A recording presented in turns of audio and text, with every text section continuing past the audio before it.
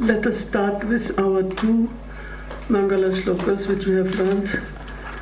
The one of yesterday, Yasun Meshan Meshabhyam, and the homage to the Master, or to the word of the Master, which we learned on the first day.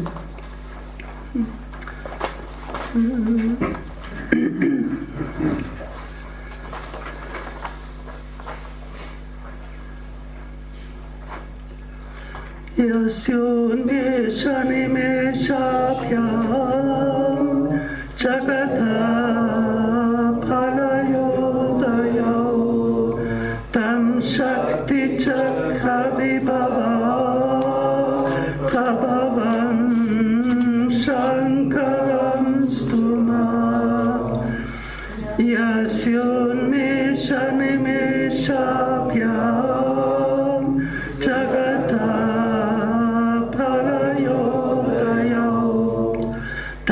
Shakti Chakra Vibhava Prabhavam Shankaram Stuma. Once more. Yasyun Meshani Meshabhyam Jagata Pralayodaya Tam Shakti Chakra Vibhava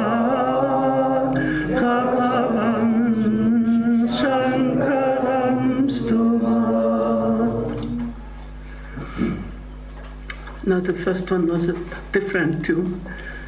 My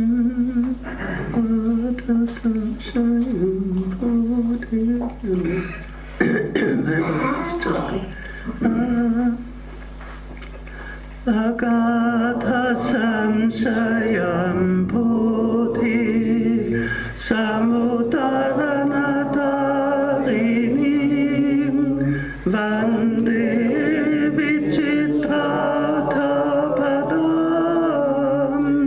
Chitrantam Guru Bharatim Agatha Samshayam Bodhi Samudaranatarim Vande Vichitrata Padam Chitrantam Guru Bharatim. It's a little more difficult. Once more. Agatha Samshayam Bodhi Samudaranatarim Vande Vichitrata Padam Chitrantam Guru Bharatim.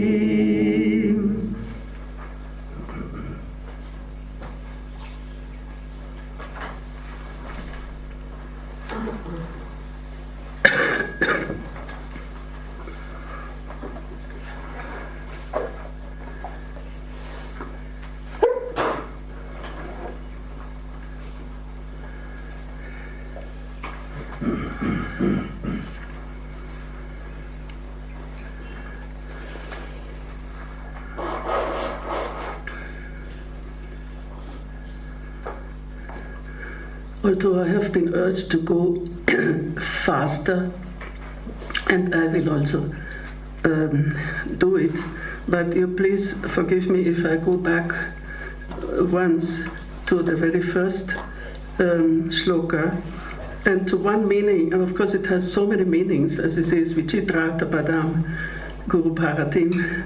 It has so many meanings, but one meaning I didn't want us to miss out, and because it's a very basic concept of Kashmir Shaivism and of the entire spirituality.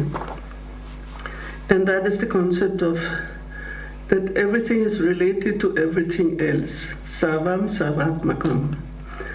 And he gives one of the interpretations, he means Kshemaraja, one of the interpretations of this first shloka, he explains in that light that everything is related to everything else, because this whole manifestation is an expression of the divine freedom, total freedom, swatantriya. And, well, in the Sanskrit text it would be page 6, in the translation page 11.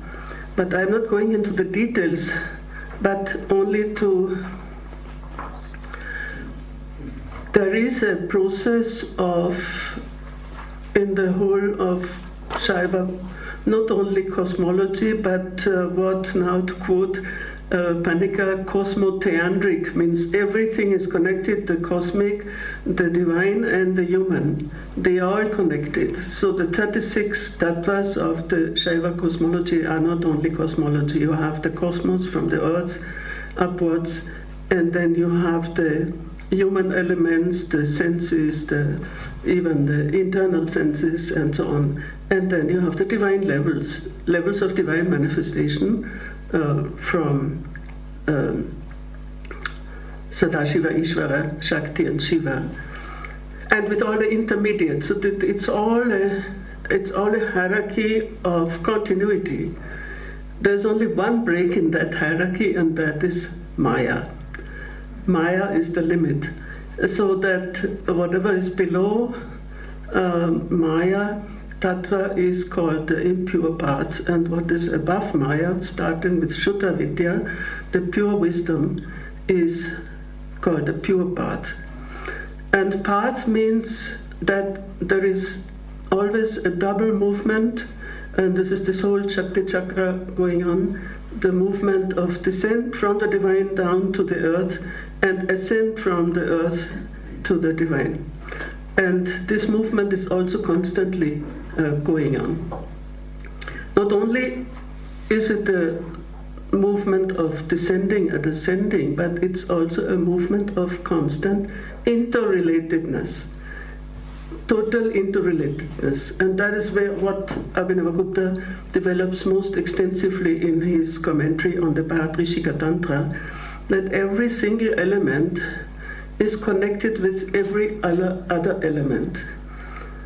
Well, even the word element is not the right translation of tattva, but some people translate it as level of reality or category, but category is a bit too abstract. So this interconnectedness is something, some basic insight without which you cannot understand whatever is going to follow now, both in practice and in theory.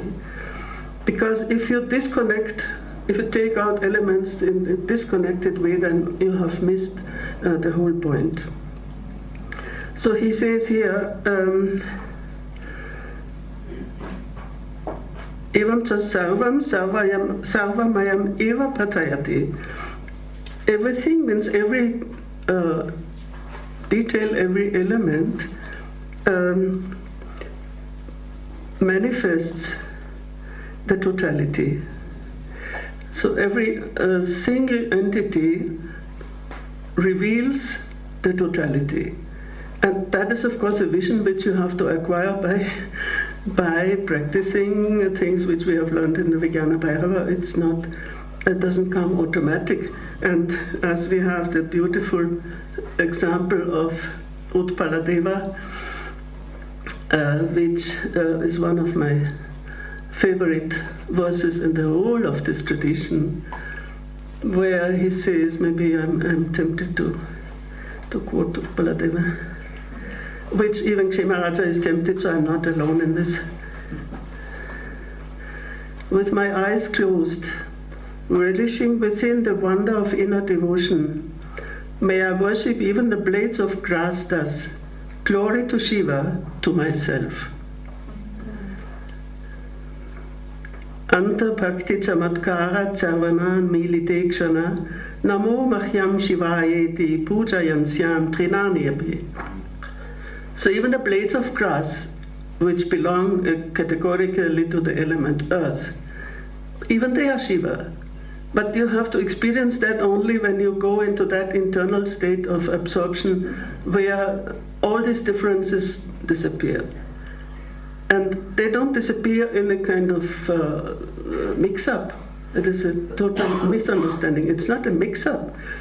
The elements are clearly distinguished, but they are clearly interconnected. So it's not a, kitchery where everything is. But it is, you experience Shiva in the blade of grass. So the blade of grass is still a blade of grass, and yet it is something totally connected with the total reality.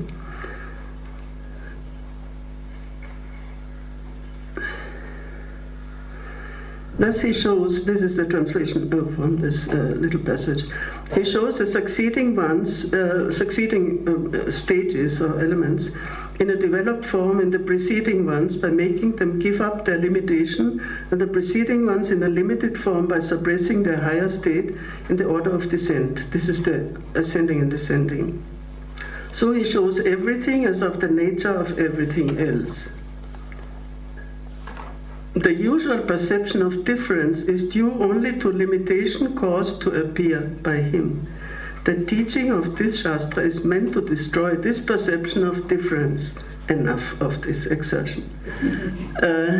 So the main purpose of this teaching is to overcome this sense of separation, Peda. Everything that we perceive in a separate way.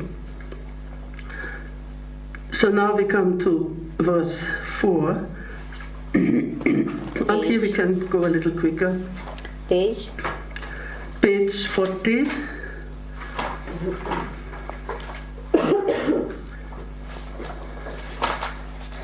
Aham sukhi cha dukhi cha raktash cha iti adi samvida sukade avastha anusyute vartante anyatra sputam. I am happy, I am miserable, I am attached. These and other, cognition I wouldn't say, these and other states, mental states, or have their being evidently in another, in which the states of happiness, misery, etc. are strung together. Now the word in another is anyatra, means literally elsewhere. So it doesn't mean any person, elsewhere. The connection is in something else. So these are the normal mental states which we experience and which we the ordinary human being experiences them as very separate, but always alternating, you see. Now I'm very happy, so I'm just in that, and then the next moment I'm very unhappy, and so as if there is no continuity underlying these mental states. But he says they are threaded together like pearls on a string. So there is something underlying these states, and this. We are not going into the whole commentary. This is not necessary here, although there are some beautiful passages. But I'm going to the last part of the commentary in the book 42-43. So there are different interpretations of this anyatra elsewhere.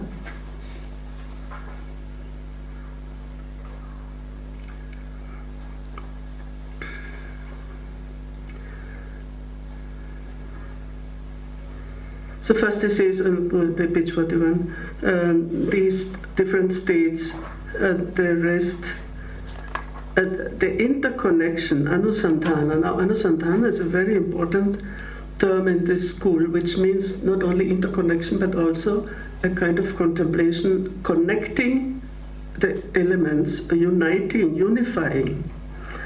The interconnection of the ephemeral cognitions and the ideas born of their residual traces will not be possible, for these cognitions disappear as soon as they rise and cannot leave behind any traces, and so on. Now, what is, if you know that the basic term for consciousness in this school is samvit, but here samvit is used in the plural. which is, it has, of course, different implications, and samvit in the plural means states of consciousness, or perceptions, or cognitions also. Perceptions or cognitions, states of consciousness. So he starts, actually, when he starts analyzing, and we know this methodologies, it was also in the Pativinyahridaya, starting analyzing the ordinary consciousness. What happens in ordinary human beings, what kinds of experiences, and how they identify these experiences, and then to proceed from there and to rise to the higher states of consciousness. Now,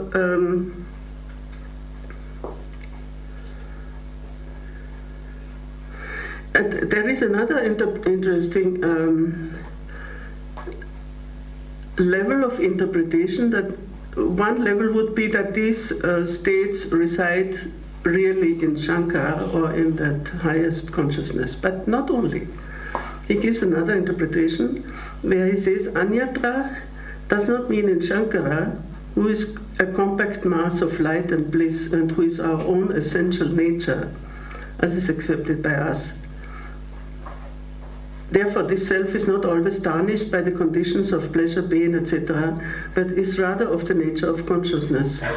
When he, by his own impurity to be described later, conceals his essential nature and appears in that state, then he is in the Puryashtaka state. Now, what means Puryashtaka? Is the city of 8, literally, and the city is the body, and the body has 8 constituent elements, and these are the 5 senses, the Manasbuddhi and Ahamkara, the mind, the intellect, and the ego sense. So this is always intriguing for Western psychologists, that Indian psychology puts the mind, the intellect, and the ego all together with the senses. It's all at the level of the senses. It's not yet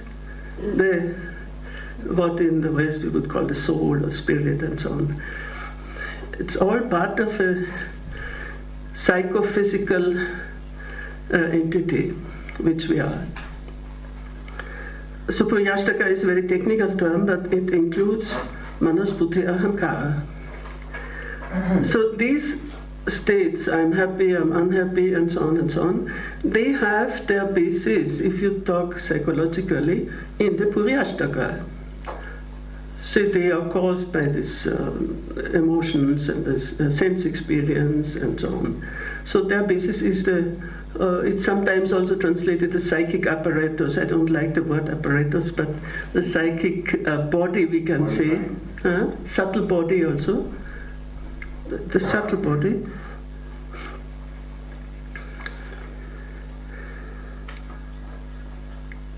And he has the experience of happiness, etc. It has already been said that even in that state, pleasure, etc., cannot obstruct his real nature. He is never concealed by pleasure, etc. Now, this is again referring to the second shloka, where he says, nothing can obstruct him. So even those very plain and basic experiences which we are identifying with our individual psychic body, even those cannot obstruct him. This is the great, going back to the second shloka. The real purport in saying I'm happy, I'm miserable, etc., by abandoning such beliefs as I am thin, I am fat, etc., is this. One recognizes one's essential nature as Shiva by submerging his Puryashtaka state, which is full of experiences like pleasure, etc., in the inner essential self, and also by dissolving along with it the external aspect consisting of the body, jar, etc. Thus one should always make an earnest effort for allaying the Puryashtaka. I don't like that word, allaying. The word in Sanskrit is sham Puryashtakam, Shamanaya. Again, the word Shankara we have derived from Sham Karoti iti Shankara. So and Sham is the basic meaning is of course peace or goodness and so on. So to appease this, bring it to rest. Well, even the description of extinction in Nirvana, it's also used with the same verb sometimes. Sham means to bring to a state of rest. So even these very ordinary experiences which we identify with our very limited individual being, they are not an obstacle, but an effort has to be made to bring this whole system of our sensual and psychic experience, to bring it to rest or to appease it in that, to dissolve all this in that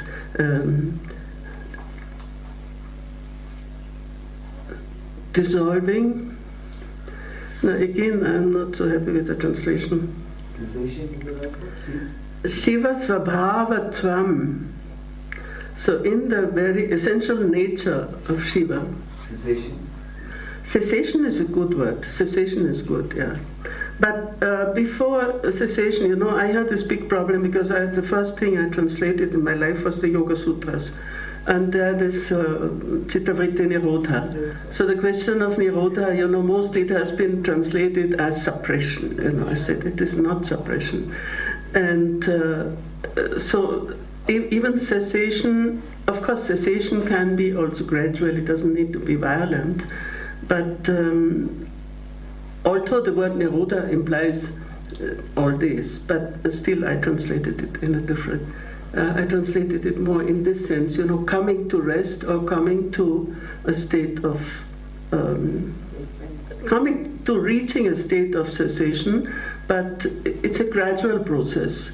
It's not violent. It's like when you drive a car and you suddenly, because of some obstacle, you have to put the brake very suddenly, and which can cause injury mentally. In the case of stopping these Puryashtaka suddenly, but it is Sham. Sham means to come to rest gradually, peacefully, in a peaceful way. Yes, ultimately to come to cessation, but not in a violent way. That's why that word Sham, that verb. See, the Sanskrit is Puryashtaka Bhumim Antamukhe Pade Nimaja.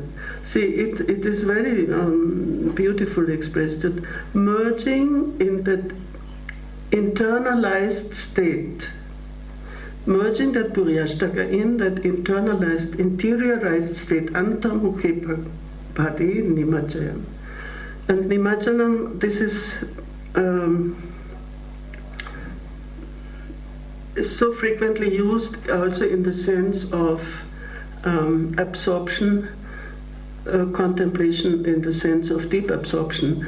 Like we have this one Shiva Sutra where you have to merge in that great lake of consciousness. You know it? It was in the... Yeah. Well, we will find it.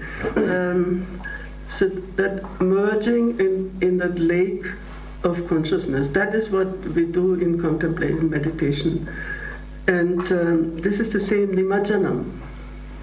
And our great friend Lillian Silburn, who was a great disciple of Swami Lakshman Ju and a great scholar, when we used to sit in meditation together, she would not say anything. She would just say, "On va plonger." We're going to plunge. It's just like you are standing on the shore of the lake, and you're just going to plunge. Is that 22? Huh? 22. You have. That doesn't matter. 22 of the first. Yeah.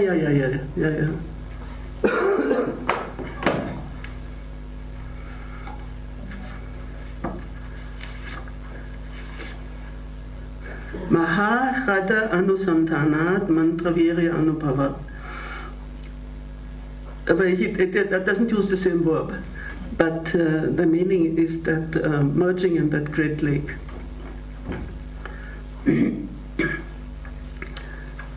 So that's why, I have to go back to the Sanskrit to satisfy myself, otherwise these translations.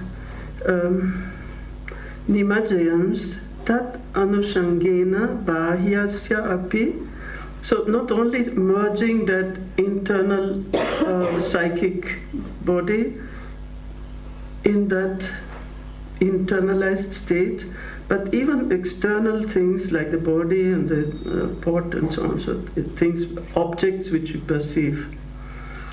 And merging it where? Svam Shiva Svabhava Tvam, in that one's own divine nature, I would say. Shiva Svabhava. Savata Puryashtaka Shamanaya Iti Yatna.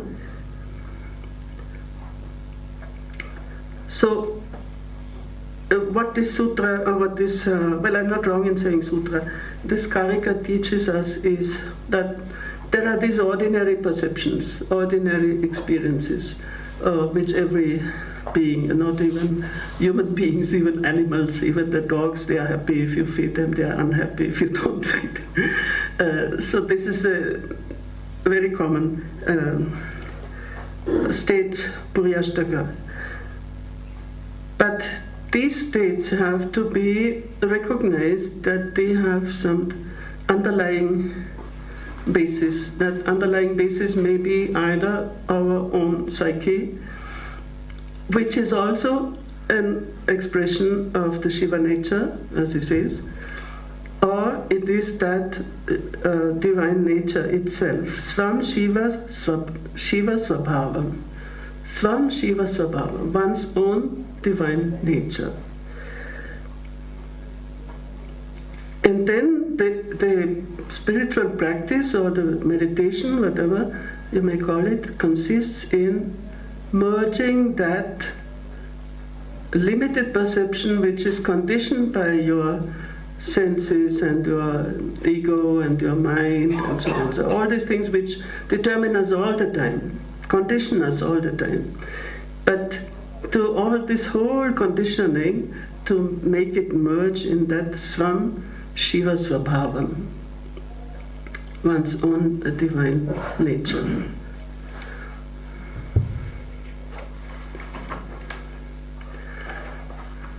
Swamiji has, this is a very brief transcript of his teaching, the Spanda Kārikā, but it's not at all edited, so there are only a few ideas I can take out of it.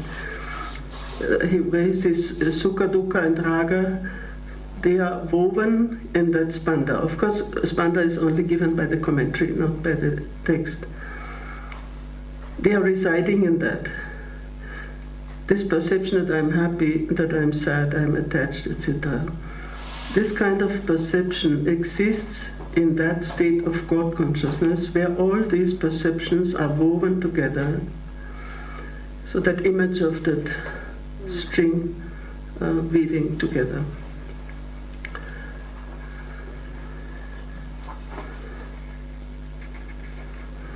And the next one, these are connected. Na dukkham, na sukham, yatra na grahyam, grahakam, na cha asti mura bhavo, api tadasti paramartata. Here again, I'm not very happy with the translation. If you would make some modification. Page 45 in the book. Wherein neither pain, nor pleasure, nor object, nor subject exist, nor wherein does even insentiency, he says, mura bhava. Now mura bhava means also state of confusion.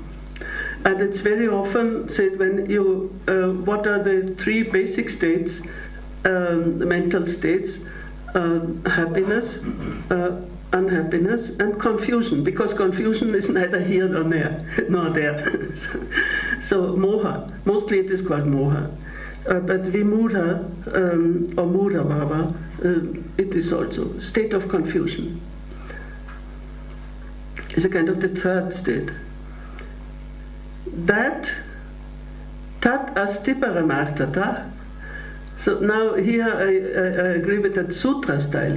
Don't say what it is. Only it is not Spanda, it is nothing. That exists in reality. Tat asti paramartata. And it's just a negation.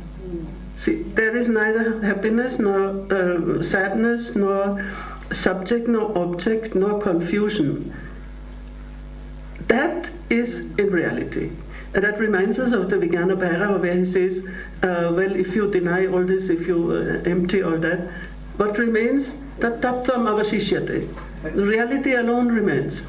So don't name it. Don't say what is that reality. Don't give it a name. Again, we are applying our own mind, our own vikalpa. But just, there is neither pleasure, nor pain, nor confusion, nor subject, nor object. That exists in reality. Tat asti paramartata. So this comes much closer to that true negation of what we find so strongly in Buddhism. So Jaidev Singh has added the Spanda principle and so on, so just put it in bracket, but that exists in reality.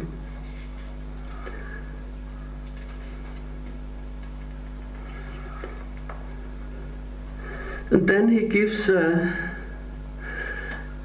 I'm really in good company because I'm so happy. Not only my master Swami Lakshmanju, but Kshemaraja already, they were fond of the two texts of which I am also most fond. That is Vijnana Bhairava and Shiva Stotravali. And which was all the time on Swamiji's lips, all the time.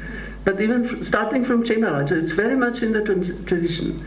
And the interesting thing is that the two texts are so different. The Vijnana Bhairava is a typical Tantra, and Shiva Stotravali is typical Bhakti. But they are so complementary. So he also quotes again and again from Shiva Stotravali, and he always calls Utpaladeva Rahasya Tattvavit, the knower of the secret, the knower of the mystery. And this Rahasya, he doesn't mean the Ishvarapati Vijnana Kārikā, he means the Shiva Stotravali. By Rahasya. Rahasya, as you say, the mystic. Then I asked, what do you mean by mystic? So it doesn't necessarily mean a Pandit who knows all the Shastras, but who has that experience. And that experience is expressed in the Shiva Stotravali.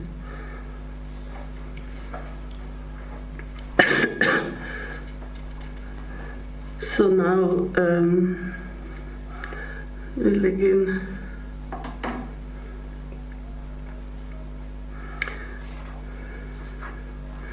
and then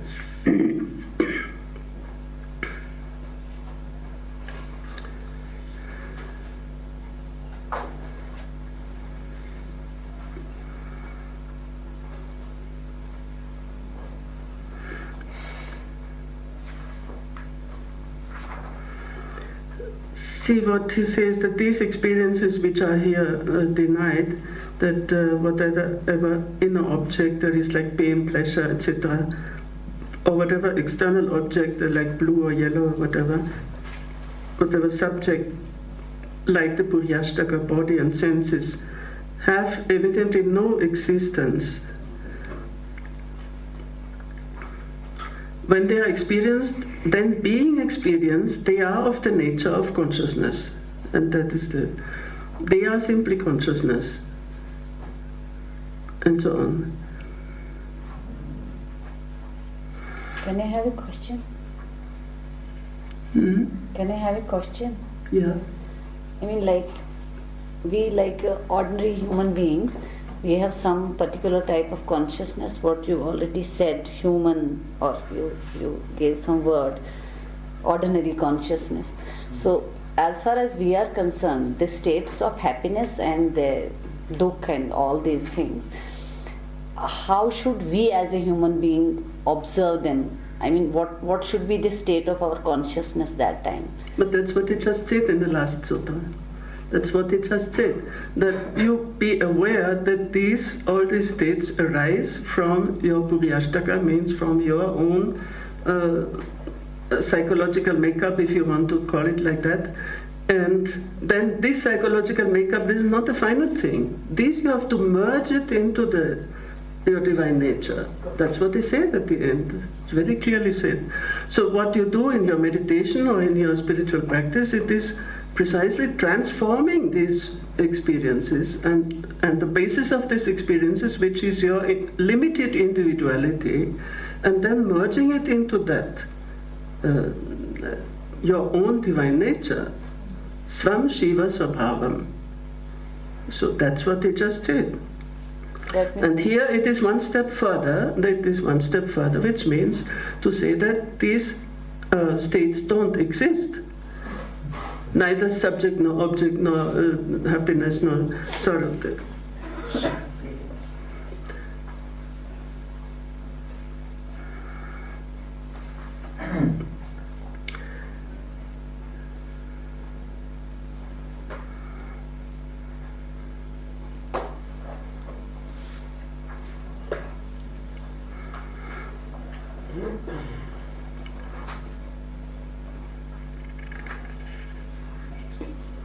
Yeah, now he gives there are two interpretations of Mura Bhava. So either it is a state of confusion, as I said, or it is a state of insentiency, which means jara. Now, in the whole system, there is nothing which is totally insentient. And that's precisely the Spanda which is underlying the whole of reality, which means there's nothing which is insentient, nothing which is simply, how do you call it, not material, of course it is material, but it is, everything is filled with that Spanda, everything is filled with that consciousness. So that's what Utpaladeva just said, even the blade of grass is full of the same consciousness, but to experience it, you must go through a process of transformation. And that transformation is precisely transformation of your individual limited, identifying yourself with your mind and your body and your senses and the external conditionings and so on. And that transformation has to take place, and then you perceive the whole world in a different way. And everything becomes vibrant with that Spanda, and that everything becomes transparent.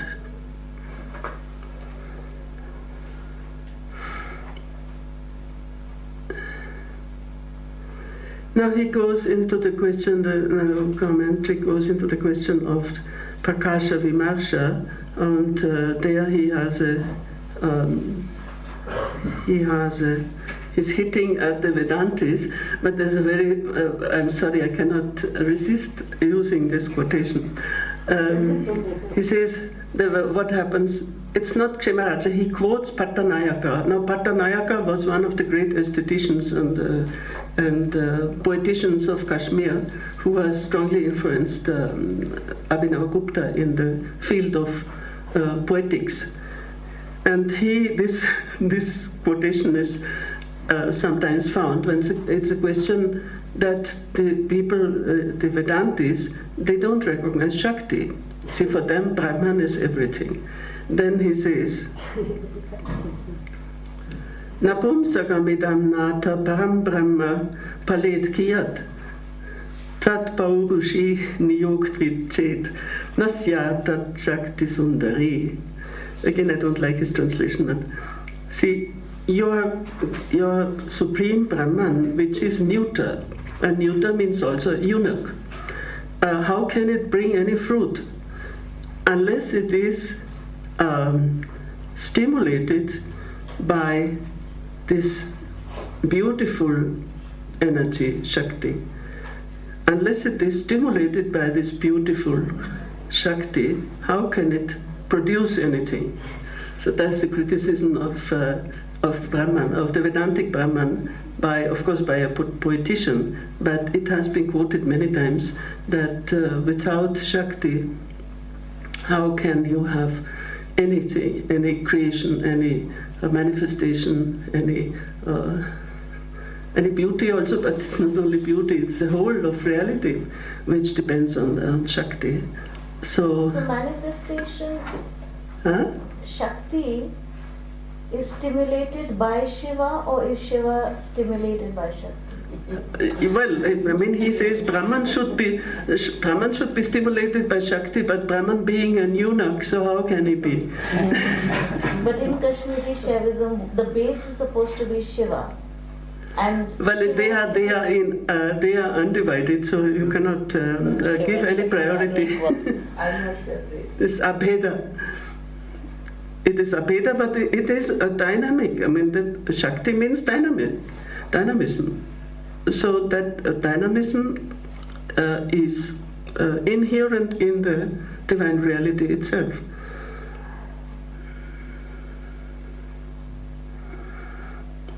So again, what we talked yesterday, that the Indian thinkers start always from grammar, because the gender of the word is very important. If Brahman is a neuter gender, that means he cannot be stimulated by the beauty of that lady Shakti.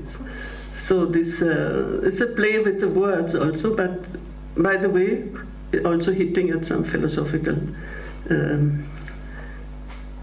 basic idea, which is in Kashmir Shaivism, that Prakasha Vimarsha and Shiva Shakti are complementary. Now, how this comes here, I'm not going into the entire argument, otherwise you will say I'm going too slow. Which I will say.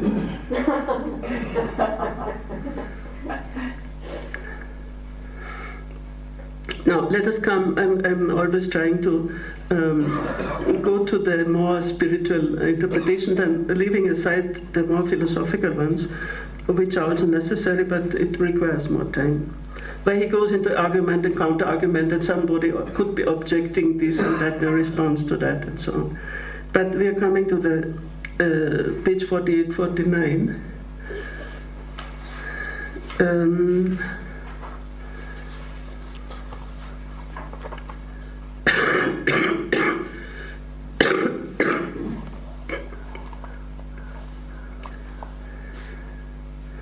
And the Sanskrit also, would like to read the Sanskrit 46, the last para. Moreover, when in that noble person who attentively pursues the teaching of the Spanda principle, whose quintessence is flashing, throbbing consciousness, becomes manifest, then even when experiences of pain, pleasure, object, subject, or their absence occur, they are considered by him as naught, because to him everything appears only as the quintessence of the delight of Spanda. Now, what he translates as delight is chamatkara. Spurata sare spanda tattve spurati. Sarvasya etat chamatkara eka rasatvat. And this is, I mean, it's just untranslatable.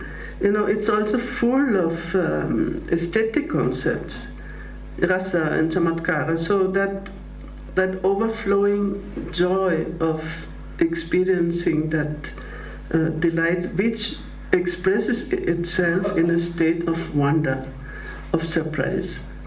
Chamatkara. Chamatkara is always that absolutely overwhelming experience of wonder. It is both in aesthetics and in mystical experience. And is it one of the 9 rasas? You know there were 9 rasas in aesthetics? Is it one of the 9? No. Rasa is first of all an overall concept, which is then divided into that is purely a matter of aesthetics. But chamatkara is the overall. See, in any, of course, there is one rasa which is called adbhutat, but that is not meant here. It's not. That is not meant. Chamatkara means that overwhelming experience, which can be anything. It can be a sunset, or it can be beautiful music, or it can be meeting a perfect being, meeting a great master, and everything is chamatkara. But whenever you are overwhelmed by an experience which produces something new, wonder means you wonder like a child discovers something new. You just look at his eyes, that this is some new discovery. And that freshness, that newness, that is chamatkara. And in the Shiva Sutras, and again and again we have to refer back to the Shiva Sutras, there is this beautiful sutra, Vismayo Yoga Bhumika. Now, chamatkara and vismaya are in a way synonyms, but not exactly synonyms. But still they are used in the same sense. Vismayo Yoga Bhumika. The stages of yoga are full of wonder.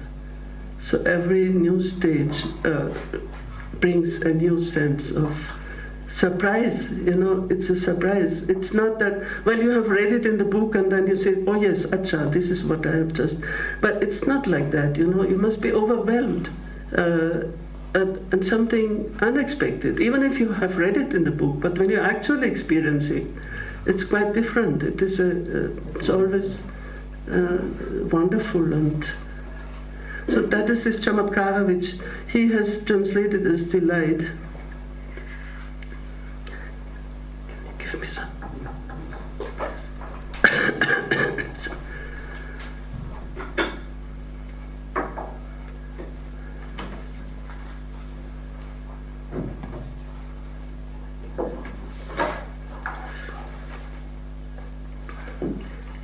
So this passage is very beautiful, and which summarizes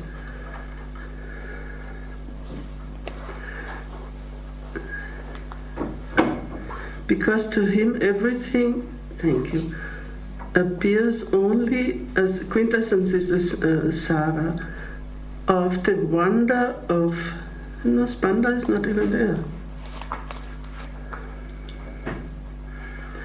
Sarvasya etat chamatkara eka saratvat. Spanda is not there. Sukha dukkha adhikara. No, again you have to put that you sing into bracket. Spanda. As the quintessence of the essence of this wonder of delight, whatever you may.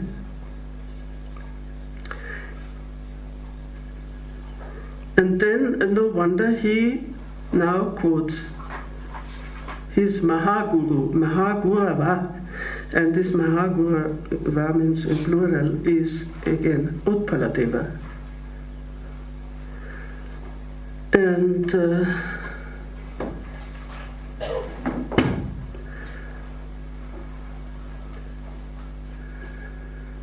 Spanda is, even the second one is not in the Sanskrit. Spanda is not in the Sanskrit, no.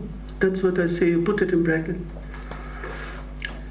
And now this is really the secret of the entire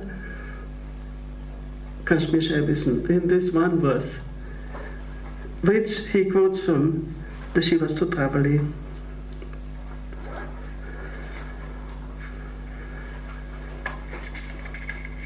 We don't have a book of Sutravali here. We don't have the book of Shiva Sutravali here. But it's in the book. He quotes it here. It is there. Page? Page 49 in the English translation and page 46 in the Sanskrit. So the same one. So I'm just giving my own translation. Dukhanyapi sukhayante, vishamapi amritayate, mokshayat chasam sara, yatramaga sashankara. Where even suffering is transformed into joy, where even poison becomes nectar, where the world itself is a way of liberation. That is the way of Shankara. Shankara Marga. So this is that whole process, that whole transformation.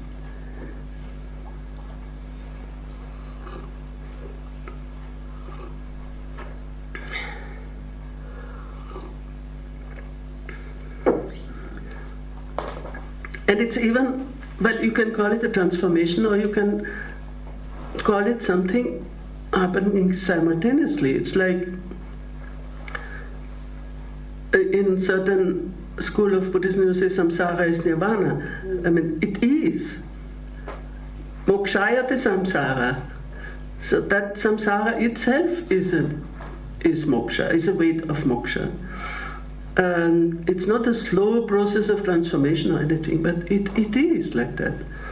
But the one who perceives it like that, who experiences it, has to be an Utpaladeva, or who, as he says, that noble person who attentively pursues. See, what it requires a lot of awareness, a lot of sensibility to perceive it in that way. The path pertaining to Shankara means the preeminent expansion of the highest Shakti, who becomes a means to the attainment of the nature of Shankara.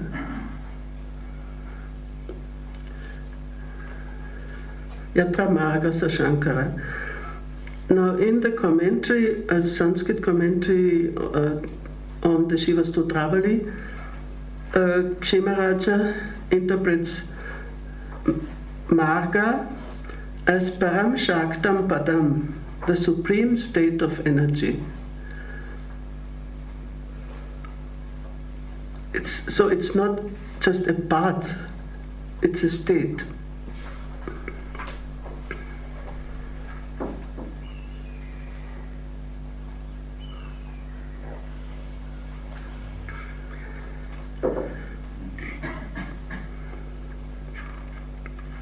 So why does he say this here? Because it was a question of dealing with ordinary emotional states and experiences which are bound very much to our psychic, psychophysical limited existence. So the first thing was to recognize that there is something underlying that physical experience in which it is threaded. That was the first sutra. The second sutra says that there is neither pleasure nor pain, nor subject nor object, and they do not exist in reality. But that which exists when they are not there, that exists in reality. So there is one dharana in Vijnana Bhairava. Where is my?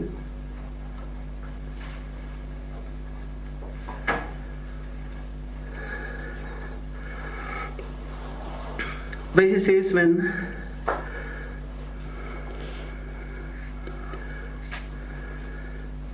what happens when, I have to find it.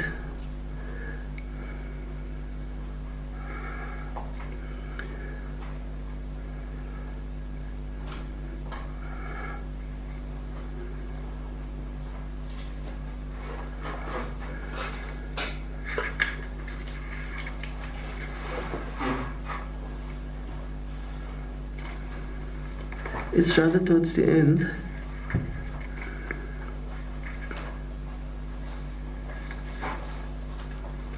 There's something very much connected, because we did the Vijnana Bhairava. Sometimes to connect the two texts is very useful. Of course, this connects, verse 136 connects to the previous sutra. All association with pleasure and pain occurs through the senses, means we have the Puriyashtaka here. Therefore, detach yourself from the senses and abide within your own self. This is a more simple method concerning the previous one.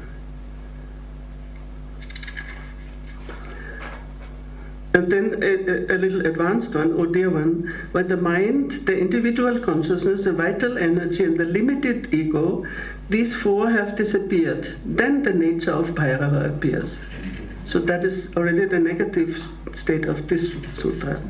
But I'm meaning, this is 138, but I'm meaning another one. That is what we are trying to do. We are not able to do it. Huh? That is what we are trying to do all the time. Yes. Yes. How to do that? That's the question. I find that also, which I mean, it's a kind of, like here, there is neither subject nor object, nor pleasure nor pain, and what remains there, that is in reality. And so you have similar dharana, similar meditations in other texts, but of course Vijnana Bhairava is very, very fundamental.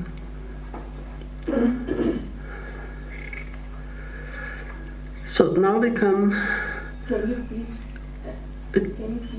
elaborate the last paragraph of the commentary on fifth? Yes.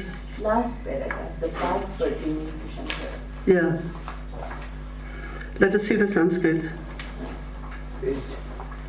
Shankara Marga, huh? Shankaratma Svabhava Prapti Hetu Para Shakti Rupa Prasara. See, the path of pertaining to Shankara means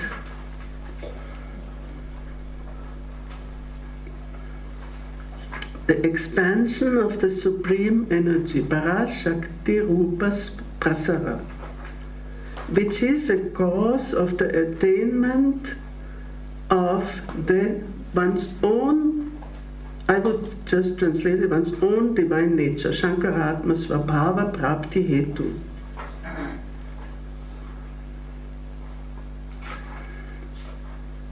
Now the expansion of the Supreme Shakti. Now Para Shakti, Para is not just an adjective of Shakti. Para is the highest not only manifestation, she is the supreme energy. So there are three levels of Shakti, Para, Para, Para and Apara. But Para is alone. She is the supreme. And that's why this whole tradition of Paratrishika, the whole Tantra, is dedicated to her, not to the other levels, to Para only. And she has her own mantra and she has her own tradition, and that tradition has been widespread in India. And Alexandra knows a lot about it. Para. So the tradition of Para. So often before we knew about these specific traditions, and that we owe to some of the scholars like Sanderson and so on, we thought it's just an adjective, Parashakti. It's not an adjective. It is her, if you want, it's her name, it is her being. She is Para. So there is no, it's not an adjective.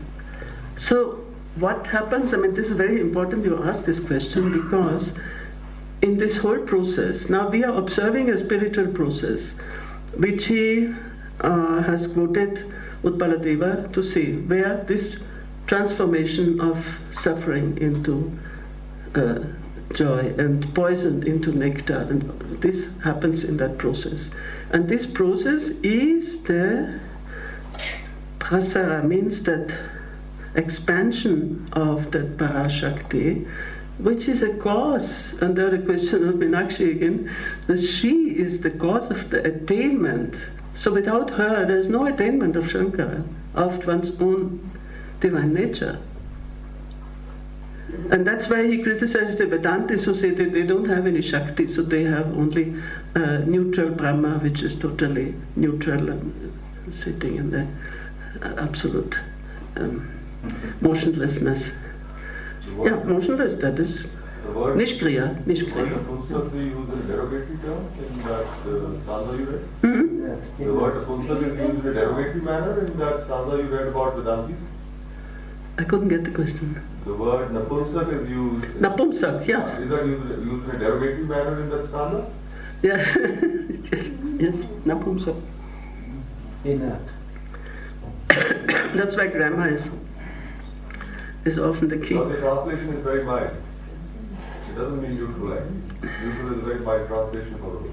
She said neuter. You have to use neutral. Now, you Neutral wanted to also. know if it's a derogatory, if it's seen in a derogatory way, in a negative way. You have to speak louder, see, I'm very She deaf. said yes. She said it is I derogatory. don't see. No, that's not in the government, whatever. It's just a criticism on the what Vedanta is saying. It's simple criticism. It's simple that the Yes. napumsak actually is the it, you know. Because Brahman doesn't have any activity So, basically. They don't define any The explanation. meaning of is activity. clear. Where he is male, not female. Napumsak is it, basically, not male, not female. Comes at the wrong time.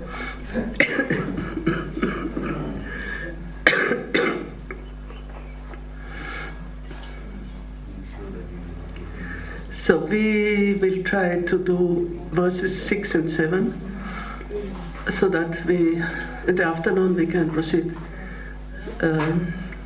further. 6 and 7 belong together.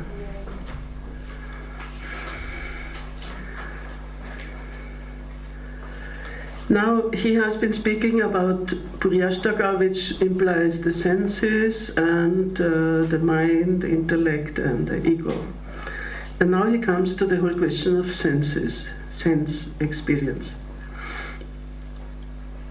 Yata karanavargoyam vimuro amuravat svayam sahantarena chakrena pravritti stiti samriti labhate tat prayatnena pariksham tattvam adarat yata svatantratātasya sarvatra iyam akritrima.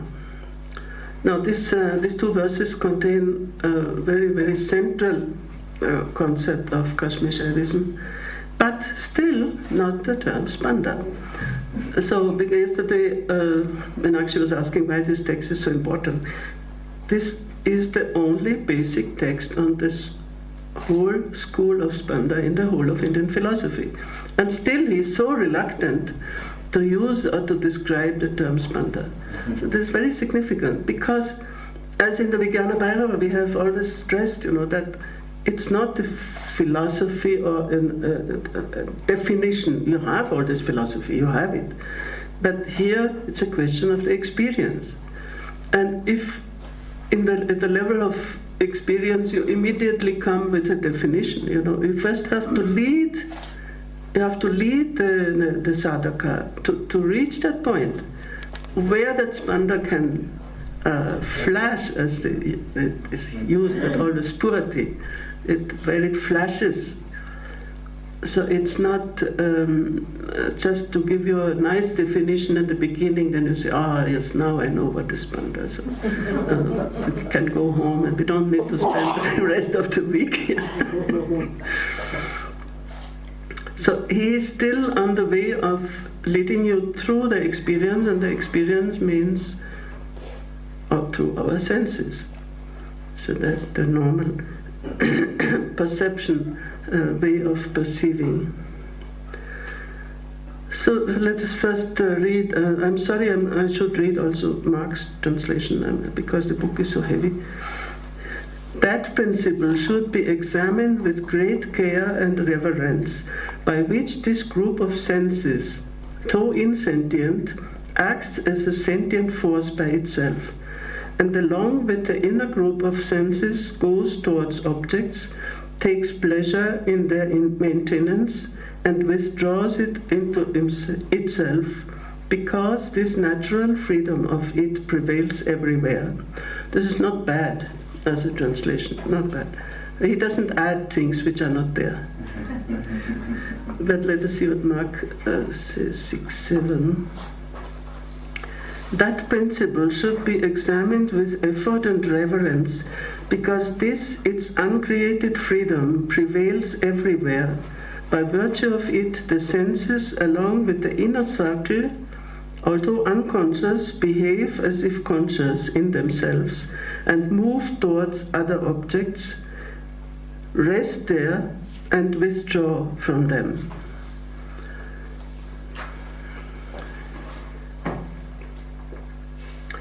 So first of all, we get, you're always looking for some practical instructions how to meditate and so on, but it is full, every verse is full of some practical hints, only you have to get it. It's not, this is not like a cooking recipe that you do, take this and then you get this and so on, but you get hints. Everything contains a hint towards practice, because observing yourself, first of all, your own states of mental ups and downs and all that, which he has done in the previous verses. Now here it's to observe the senses, what happens with the sense experience. And there is a practice implied. Pariksham tattvam adarat. Examine this reality with respect, with reverence, with and this is beautiful because we have a similar expression in the Vijnana Bhairava, where I think it is puja, the spiritual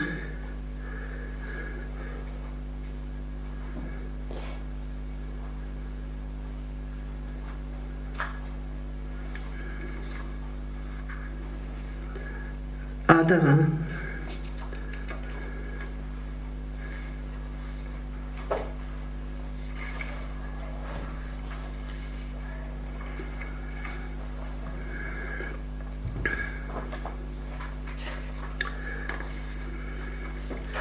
To observe, to examine with respect, with reverence. I would like to have some alternative. You know, we live in a generation where the word, especially in the West, of course, the word respect doesn't have a very good. It's an element of Shraddha. Doesn't have a good press, but adara.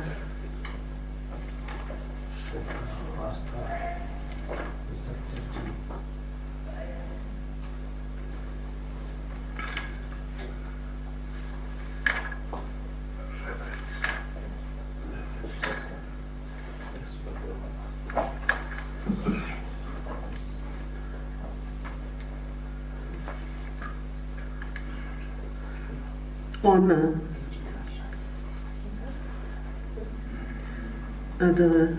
respect, reverence, honor, attention, care, notice, close application, careful effort, eagerness, regard for, it's even earnest desire, endeavor. And even it means love, even love. So respect may be not the word which we like most, but in that... Is that wrong? Yeah, it depends on from what background you come. Once I had one participant and she was so reacting. You remember that Vijnana Bhairava seminar? She said, no, we don't want to have respect, and it is all very, it's... Technical matter. Yeah. No, but reverence, even love, and attention, care. Yeah, all those. So, yeah, this whole range has to be. How do we examine? How do we analyze our own experience, starting from the sense experience? And that also has to be examined with great care, with great, And why? Of course, the why comes immediately, because the senses are divine. So that care and that respect is not offered to our individual ego-centered being, but to the divine senses. So that will come here.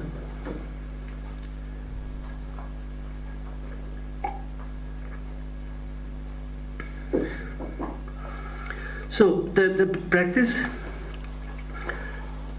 Pariksham Tattvam Adarat. Now, the first statement he makes is that the senses, means the organs themselves, they are insentient. They don't, the organs disconnected from the mind and from the consciousness, they are insentient. But it is only, thank you, when they are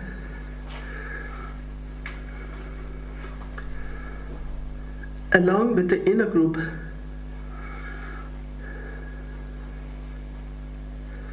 group of senses,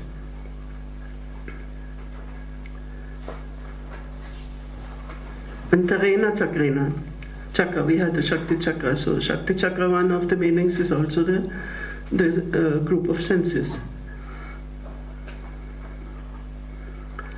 They are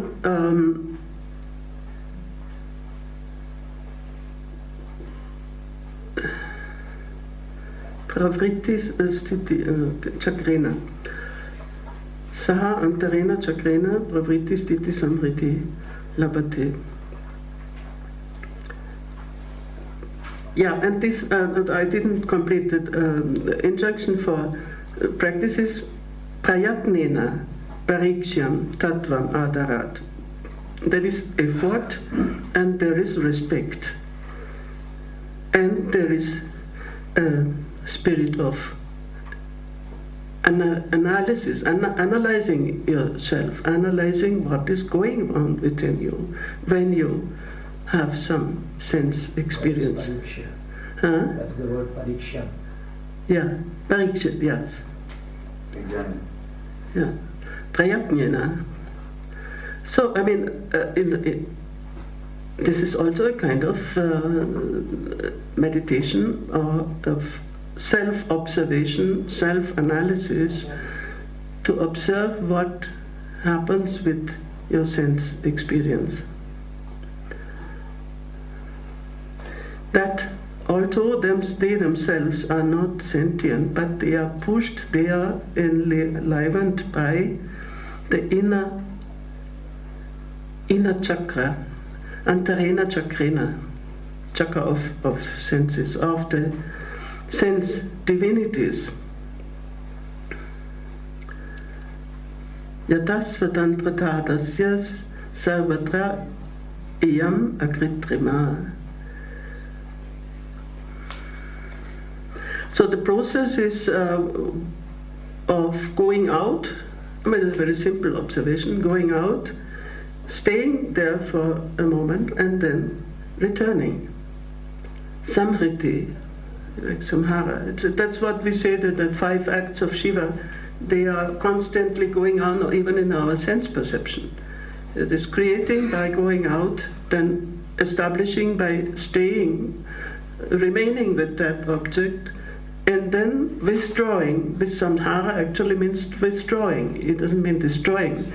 You know, don't destroy the object by taking it in, but it's taking it in. And so these are the 3 basic phases of sense perception. Can you write the 5 these of Shiva's 5 steps? Yeah, I think that is. I mean, we would want to write those. Yeah, I will write it in the. Yes, I will write it. Yeah. But I think you are a Shaiva, you should know that. This is so basic. It is so basic. You are just being introduced. I will write it. Yes. Question: is it the senses and this careful perception and withdrawing? Is it the quality of presence? In every moment, Yeah. present. Yeah. No, and also to be aware that it is not the organs which are experiencing, but it is the power behind the organs, and this power is the Karaneshvaris. Karaneshvaris are the Shaktis of the senses. So what normally, if you are not in the spiritual practice, or you're not aware of what is going on and so on, then you're just gone outside, and you cannot reflect on that. But when you are on that path, then you are aware that there is a power behind, and this power is called Karaneshvari. These are the Shaktis guiding the senses. So where we have to go back is to the Karaneshvaris. Whereas, let's see, all the spiritual traditions, they have spoken very badly about the senses, because they are whatever destroys your spiritual path, it's all attributed to the senses. But it's not the senses. If you are aware, and you are aware that these senses are empowered by Shakti, by a power which are not your organs, which lies beyond the organs.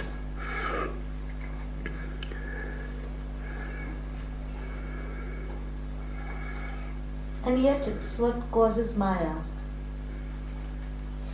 And yet attachment to the senses is what causes Maya. But that's what I say. If you turn around, you see, the whole thing is it's the same reality. You only have to make this kind of turn. This is nothing different. You cannot escape the senses, you cannot escape the body. See, the body is also a medium of liberation. That's why mokshayaditya samsara. The same samsara becomes a way of liberation. The same senses become a way of enlightenment. But it depends on, that is your freedom. And that's why he says, svatantrata, here there's a misprint in the Sanskrit, tasya sarvatra iyam akritrima. And this is the absolutely, akritrima is such an important word. Unartificial means natural freedom, absolute freedom. So you are free to turn this whole circle which draws you down, to make it in the opposite direction. And that is the freedom which is given to you. So is there it's a thin dividing line between the two. So at what point, can you define that point in which one becomes the other?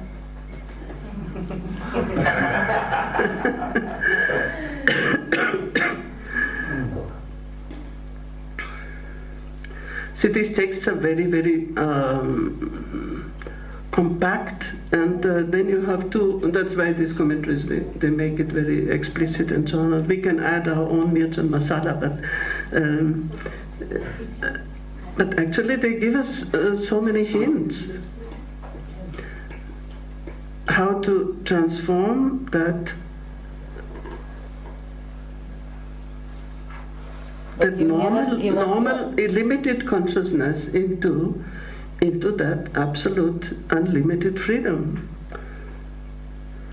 Svatantrata tasya sarvatra iyam akritrima. Which is the sense of this akritrima? Akritrima means made. Akritrima means spontaneous, which is not made, not without effort. But unartificial, of course, is the normal translation, unartificial or natural, but we translate even sahaja by natural, but the implications are different. But akritrima means, see, our ego, what he has described before, with also this Puryashtaka and so on, it's all artificial, because we ascribe to ourselves that is I am this body or I am this mind, and the body is not so difficult, but the mind is more difficult. So that is very kritrima identification. So the whole identity which we build up around our individuality, that is all artificial, kritrima. See, at the moment when you die, what is there? It's all gone. I mean, this artificially built up identity. Which is untrue. Yeah. So that's why this akritrima is very much used, especially in relation to the I sense, the aham. Akritrima aham means not that artificially created ego, which is so much bloated up and increased, and we know this, that the world is existing in that way. But that's why this attempt to come to that source which is free from that artificiality. Yes? Is this an act of free will? Shiva doesn't pervade that. Is this an act of free will, this artificiality which we're talking about? Evil? No, Free will. he wants to know if it's not an act of free will, this artificiality. If it's Is not this an act of free will, this artificiality? Oh, well, of course. Shiva does not pervade in this realm. Is that? Let her answer, please. And the same way it goes in the verse 9, I'm just going slightly ahead. When you talk about impurities which hinder the thing, are the impurities created by the self? Shiva does not pervade in that realm? Impurity? Yeah, in the verse 9, it talks about impurities which hinder my progress to meet the divine. Are the impurities my creation, a self-created? Shiva does not pervade in that realm? Well, this is a very big question. You see, when you look at it from the divine point of view, then everything is created by him. Nothing is created by you. Then how can it be a false reality or an illusion or anything which you keep talking about every 5 minutes? But see, that freedom which is the divine freedom, it's given to us, and we use it in a very limited and restricted way. So that is our own contribution. So if we misuse that freedom to... I have the freedom to misuse my freedom? Well, see, freedom is otherwise, what is the meaning of freedom? No divine intervention happens in my freedom? The divine does not intervene in any manner in my freedom? Is my freedom created by the divine? Ultimately, everything is created by the divine, but it is our responsibility to join in that stream of the divine freedom and not to break away. See, that the greatest, if you call it sin, in this tradition is Bheda. Bheda means to separate yourself, to create a separation. And that separation is what we constantly are doing. You see, separation between our selves, human beings, between everything and anything. So Bheda is the greatest obstacle. So the whole aim of this spirituality, of this path, is to reach a state of abheda. The integration. So I'm capable of creating the Bheda, which is the same. Isn't the divine responsible for the Bheda, which is all pervading and runs through everything? I am divine, if I go by any philosophy which we're reading even now. So is the divine responsible for the sin of creating Bheda? You see, when we are, everything has its own level of where it is meaningful to talk. And if you are at the highest level of your own consciousness, And then you can say, well, everything is created by the divine. But if you say it from an individualistic point of view, then it is wrong, because that means it takes away your own responsibility. And I think we have to start from where we are, and where we are, if we are in our limited identity, then we better make an effort to get out of it. And not to judge either the divine or the human or anybody else, but to judge our own self. And that's why pariksha, you examine your own self. And then afterwards you pass any judgment if you reach that stage. But it's very easy to discuss these things at the level where they are not really applicable. And that's why the texts are also very, very restricted. When he was asking about Adhikara Bheda, normally you have to read these texts with a sense, as he said, with respect and reverence and a sense of commitment to this spiritual path. And then only you can proceed, and if you proceed, you will find the answers to the questions, which are not just theoretical questions, they are highly practical questions. But unless we proceed and we reach a stage of integration and liberating us from our terrible limitations, and these limitations, there's a whole system, which I don't want to go into things which are not now in the text, Kanchukas.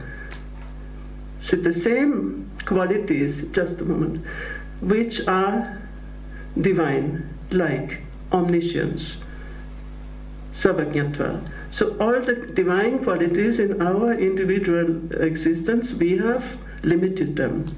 We know a little bit and we think that we know everything, but we have limited, and that is vidya, raga and attachment. So the divine has a love for the whole universe, and we have attachment to a particular group of people, and we don't like other people, and so on and so on. So these are the limitations of individuality, which create the whole trouble, which create that separation.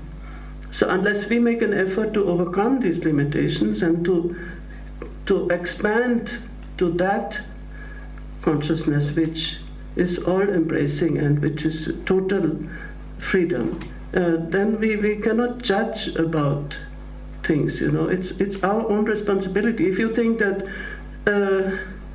who has changed the world?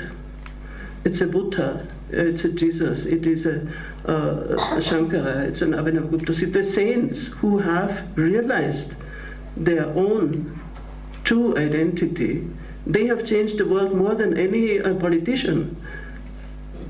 So it's we who have to change ourselves, and then we can expect to change others or the world or the system, whatever you may call it. You said it beautifully. You said it beautifully. Because this question keeps popping up quite often. And this is how it has to be viewed.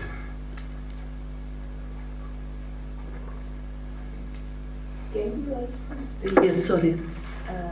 in a very simple psychological way, that self-observation, the process of self-analysis and self-observation shows that how the different kind of thought forms that we are creating or interpretations that we are creating, they become the limiting things which imprisons, which constricts the world, and we are unable to see in any different way. So many of these doubts, where is the free will operating? Free will is operating everywhere. What we choose, and that is why more and more we open ourselves, there are greater chances of changing, transforming. Psychologically, I understand. Yes. In this manner. Yes, absolutely. That's why, self-observation helps you to understand others, what's going on in the minds of others. And of course, the greatest, one of the cities which is reached, we will come to the cities, Vibhuti, in the last chapter, is to read the minds of others. But you can read the minds of others only if you first have understood your own mind and analyzed what is going on and what is creating these limitations. And so this is a process, but these cities do come and naturally come. So that will come in the third section of our text. But I think it's better to stop here, and we leave the commentary for the afternoon session. And yeah. I just have one question. Yes. I wanted to understand more deeply Vimarsha. Yes. I don't know how much time. No, it is very essential, yes. Yeah. See, this whole criticism which he said about Brahman being neutral because he has no Shakti is the necessity of self-reflection. Now, not in the rationalistic sense. Vimarsha is not at all a self-reflection in a rational sense, but in a sense of self-awareness. That there is this light of consciousness which pervades everything, of course. That is, but unless we enter into that state of self-awareness, then only we can become one with that light of consciousness. So it's a process, and Vimarsha, of course, is Shakti. But if that is not sufficient to say it is Shakti, it is. It's the dynamism of consciousness. You see, Prakasha is static. It's always the same. But Vimarsha is dynamic. And that is why in the dynamism we are involved. So all our practice, all our meditation, all our reflection, our study, it's all part of Vimarsha. And the more we can connect this study with the meditation and with our self-reflection, the deeper we get into that Vimarsha. So I hope that in the next days that will become clearer in our own experience also. What is the etymological root of Vimarsha in Sanskrit? Etymological. Well, it is mostly used. I can tell you. I think we should switch it on.